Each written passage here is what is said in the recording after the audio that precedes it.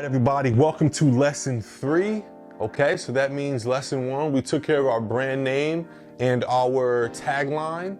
Okay, lesson 2, we took care of our unique selling proposition. Hopefully you have it written down somewhere, your USP, not your niche. It's a different, we talk about the difference between a niche and a unique selling proposition.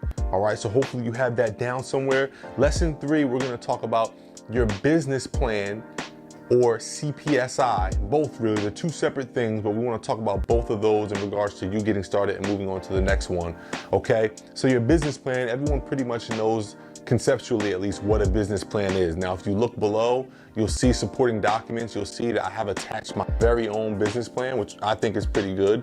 Business plan includes past revenues, projected future revenues. It includes your vision, your mission statement. It includes the breakdown of every single product that you offer. So like if you had a restaurant, you would have to have a breakdown of your whole menu, every item, the recipes, right? Because a business plan, the purpose of a business plan is, and don't forget, a business plan is kind of a secretive thing. You don't want everybody to have your eyes on your business plan. Essentially, like, you want your business plan to be so potent that if you gave it to somebody, they'd be able to start that business. So with that being said, like, you know, your business plan needs to have all the important things that make your business or unique. So like I said, we're talking mission statement, we're talking vision, we're talking projected profits, we're talking past profits, we're talking about your unique selling proposition, your brand name, all of that is also in your business plan. Okay, now the strength behind the business plan is that it always keeps you on track and keeps, as you grow, all of your staff members, your team, contractors, anyone you're doing business with, on the same page. Everyone understanding the vision, everyone understanding the mission, everyone understanding what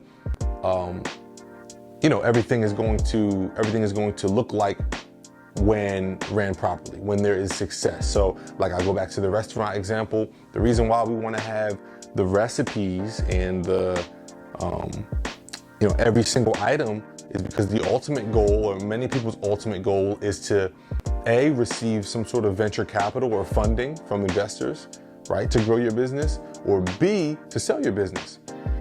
So the business plan is not only a breakdown for someone else to be able to operate your business, but also it's really like you selling your business, right? So if you got supposedly the best burger in the United States, you're gonna wanna have the recipe of that burger in the business plan. That way, if somebody was looking to purchase your business plan, they say, oh, okay, wow, I've never seen a recipe like this, right? I definitely gotta purchase this business because this recipe that you got for this burger, I've never seen nothing like this before. And this is why it's the best tasting burger in the country. So like, a better example would be like the Coca-Cola formula. It's a running joke that the Coca-Cola formula is like this secretive formula locked in a vault, and people have tried to mimic it and they just can't. And it's just the most sought after proprietary, and we're gonna throw the definition of proprietary on the screen here if you don't know what proprietary means, but it's like the most sought after proprietary knowledge and proprietary recipe, or what's the word I'm looking for? Chemistry, I'm thinking of whatever, we'll just go concoction. Shout out to Kate behind the camera, right? So the most sought after proprietary concoction almost in the history of business. As you know, Coca-Cola is a huge business, and it all started because of this secret formula, which I guess in 2020 now, if you really wanted to, you could steal the formula, but everyone likes to think that you can't. There's no way to mimic the secret Coca-Cola formula. The business plan is a compilation of all of your secret Coca-Cola formulas.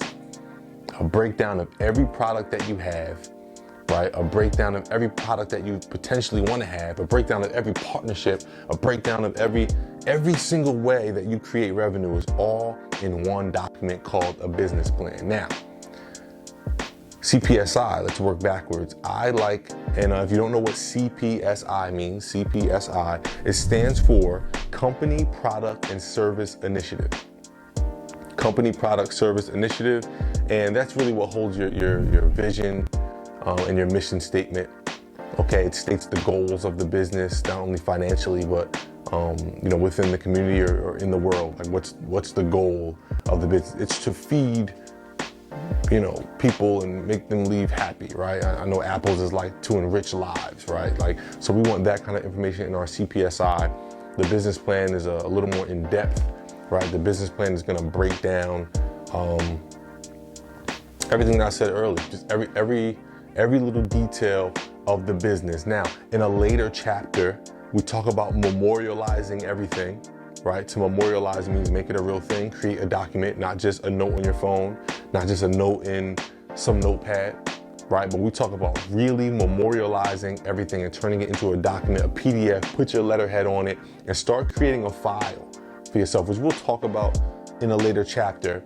But your business plan is going to be one of the first documents that you create that is sacred. All right. This cannot just be a page in your notepad where you took some notes. You have your notepad for that. I keep all my notepads. I find notepads from 5 years ago and I scroll through and I'm like, wow, this was just an idea, a concept. Now look, it's a real thing, right? This was a product that I just jotted down one day and said, one day we should do this. Well, one day has passed and now we actually perform that product, or that's a service we actually offer. So that's where notepads come in. They're very nostalgic, but your business plan is something that's going to be solid, forever growing, forever changing and pivoting, right? But at the end of the day, you always want that business plan to reflect how your company is conducting business today and in the future and in the past. All right. So you literally want it to be like the fingerprint, okay, of your business. That is the rundown of your business plan and your CPSI, your two first documents that you're going to create. So like I do on every lesson, we got a recap. Lesson 1, brand name and tagline. Lesson 2, we did, what was lesson 2? Determining your USP. And now lesson 3 is memorializing those things in your CPSI and your business plan.